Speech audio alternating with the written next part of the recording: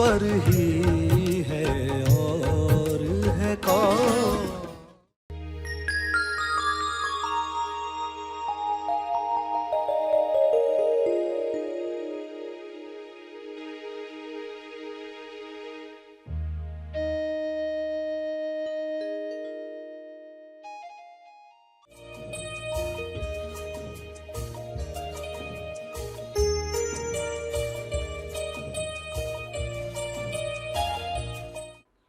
प्यारे खोजियों, जो प्रार्थना सभी का भला और तीव्र गति से तेज लाभ कर सकती है, वह है विश्व के सारे लीडर्स के लिए प्रार्थना करना। विश्व के सारे लीडर्स एक दिशा में काम करें तो परिणाम जो आएगा जल्द और भव्य होगा। तो प्रार्थना में विश्व के सारे लीडर्स के लिए 3 चरण क्या रखने चाहिए? पहला, विश्व के सारे लीडर्स नायक निस्वार्थ भाव से विश्व शांति और संपूर्ण स्वास्थ्य के लिए काम करें। वे सब शांति दूत बने। उसका दूसरा चरण ये हो कि विश्व के सारे लीडर्स आउट ऑफ बॉक्स की सोच रखें, यानी समस्याओं का रचनात्मक समाधान वे ढूंढ पाएं जो विश्व में पहले कभी नहीं हुआ। वह सब मिलकर प्रेम आनंद मौन से आयोजित करें। तीसरा चरण, विश्व के सारे लीडर्स की इच्छा वही हो जो ईश्वर की इच्छा है, यानी जो ईश्वर की इच्छा है वही इच्छा विश्व के सारे लीडर्स रखें।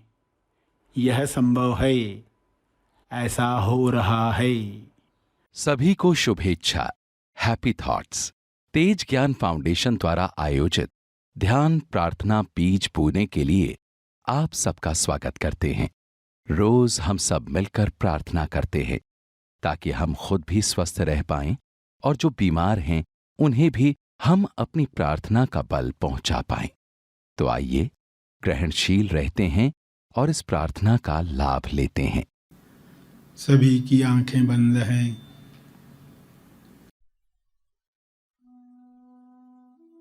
प्यारे खोजियों, खुले मन से प्रार्थना करना जरूरी है। बंद मन अविश्वास में प्रार्थना का परिणाम रोकता है। इसलिए ईश्वर से प्रार्थना करें कि मेरा मन खोल दो, मैं खुलने के लिए तैयार हूं। बंद मन औरों के लिए प्रार्थना करना नहीं चाहता। मन का तर्क है कि अकेले से क्या होगा, हमारे एक थॉट से, हमारी एक प्रार्थना से क्या होने वाला है। ऐसा सोचने वाला मन खुला हुआ मन नहीं है। बंद मन हर बात को शंका से देखता है। शक होता है कि अदृश्य नियम काम कर रहे हैं या नहीं। यह खुला हुआ मन नहीं है। जब आपको कहा जाता है कि मन बंद है या खुला है, आप काम शुरू कर दो, कुछ परिणाम दिखने के साथ विश्वास बढ़ेगा। आप काम शुरू करो। दुनिया का कोई भी इंसान प्रार्थना न कर रहा हो, क्षमा न मांग रहा हो, तो भी आप क्षमा प्रार्थना करें।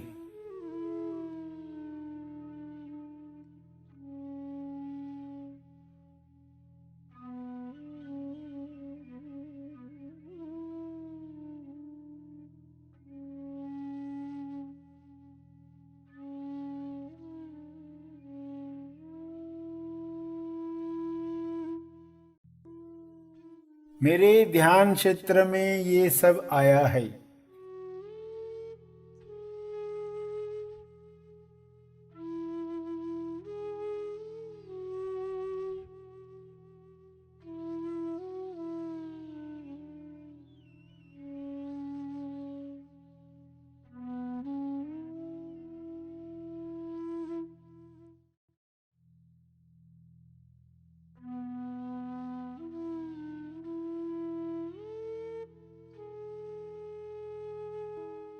योगदान में तो कोई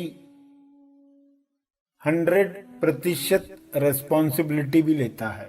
जैसी समझ आपकी होगी उतनी रिस्पॉन्सिबिलिटी ली जाएगी।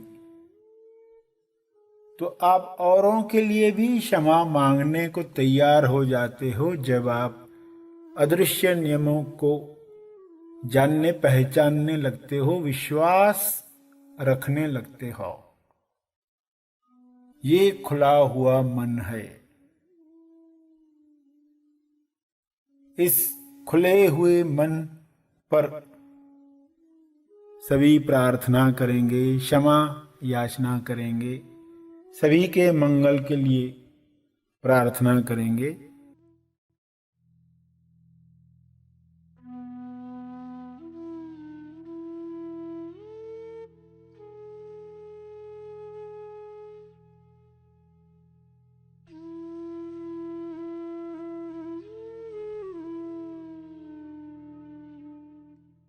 हे परमात्मा,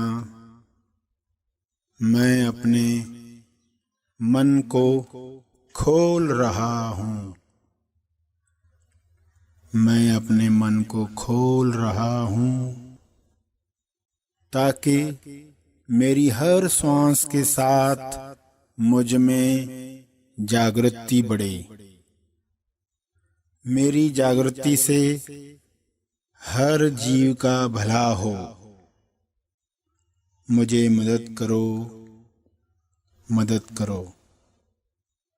मैं अपने मन को खोल रहा हूँ, खोल रहा हूँ ताकि सत्य श्रवण से मेरी उलझन दूर हो जाए। मेरी सुलझन से सबके विकास में लाभ हो। मेरी उलझन दूर हो, सबका विकास हो, सबका विकास हो। धन्यवाद, धन्यवाद, धन्यवाद।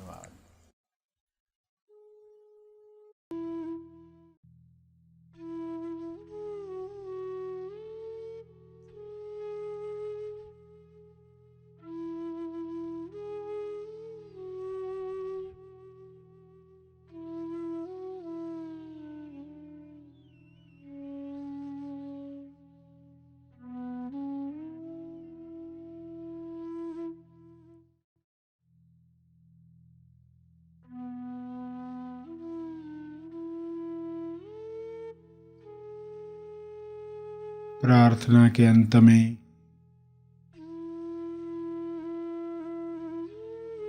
अपने तप का बल, अर्जित बल लोक कल्याण के लिए समर्पित करेंगे।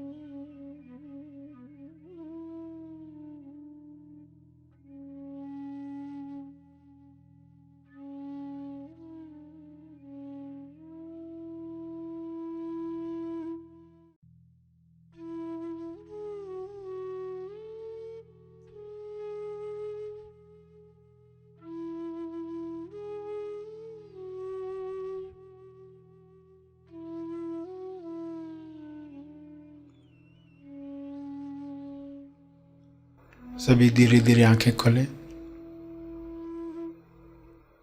आइए सब ग्रहणशील होते हैं एक चेतना संदेश सुनने के लिए।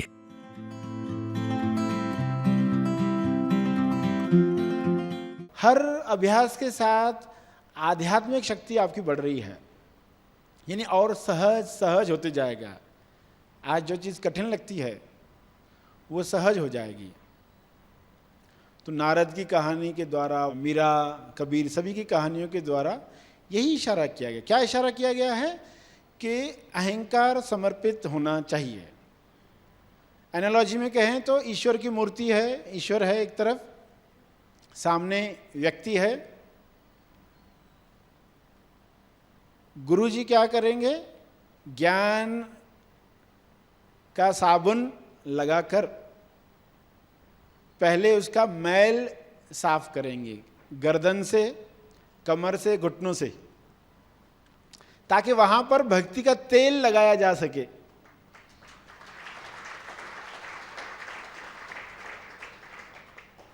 क्योंकि ईश्वर के सामने खड़ा है, मुंह दूसरी तरफ है, पीठ के पीछे ईश्वर, और अकड़ कर खड़ा है कि कहाँ है ईश्वर, किधर है ईश्वर, मुझे तो दर्शन ही नहीं होता। तो पहले वो मैल निकाल दी गई और बाद में वो तेल लगा, ताकि फ्लेक्सिबिलिटी बढ़े, घुटने झुके, कमर से वो झुके, गर्दन से वो झुके। तो ईश्वर तो था ही, वो कहीं गया ही नहीं था, सिर्फ व्यक्ति खड़ा है बीच में। इसके लिए ज्ञान का साबुन चाहिए और इसके लिए भक्ति का तेल चाहिए। तो हुआ क्या? समर्पण। व्यक्ति का समर्पण करवाने के लिए योगा सिखाओ उसको। गुरु योगा किस लिए होता है? इसलिए गुरु योगा का अर्थ ही है कि ऐसा योगा जो आपको अंदर गुरु को ढूंढने में मदद करे। अलग अलग आसन करते ना आप योगा में, ये आसन वो आसन, तो कौन सा आसन? गुरु योगा का अर्थ था अंदर के गुरु को ढूंढ पाए, ऐसा आसन मिल जाए। तो समर्पण मुख्य बात। समर्पित यानी अहंकार समर्पित होता है, व्यक्ति समर्पित होता है। तो फिर समझ में आएगा गुरु योगा का अर्थ क्या था, गुरु भक्ति के पीछे क्या कारण था, भक्ति का पावर क्या है। सब वृत्तियों को तोड़ देती है। सिर्फ इतना ही भक्ति नहीं है कि पर्सन ने याद किया ईश्वर को, गुरु को याद किया, आंख से पानी आया, ये भक्ति के वृक्ष का फूल है, लेकिन पूरा वृक्ष नहीं है। ये भक्ति के वृक्ष का फूल है कि आंसू आ रहे, आज सत्य को याद करके आंसू आ रहे, प्रेम के आंसू आ रहे, ये वृक्ष का फूल है। भक्ति का वृक्ष जिसमें फल है, फूल है, टहनियां है, तन्ना है, रूट है। यानी भक्ति की शक्ति जो एक्शन में आ रही है, पहले भाव पर, फिर विचार में, फिर वाणी पर, फिर क्रिया में। तो ये भक्ति की शक्ति है। भक्ति की शक्ति हमारे जीवन में काम करे। मीरा के जीवन में जैसे काम हुआ, मीरा ने कहा मैंने ईश्वर को खरीदा। लोगों ने कहा ये तो काला है, किसी ने कहा गोरा है, अरे तुमने बहुत सस्ते में खरीदा है, तुमने महंगे में खरीदा। तो उसने कहा मुझे ये सब मालूम नहीं, मैंने आंख खोलकर खरीदा।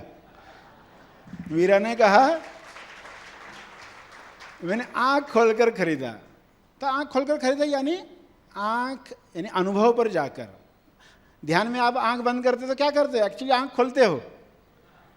जब आंख बंद करते हो तो एक्चुअली आंख खोलते हो। तो आंख खोलकर देखा।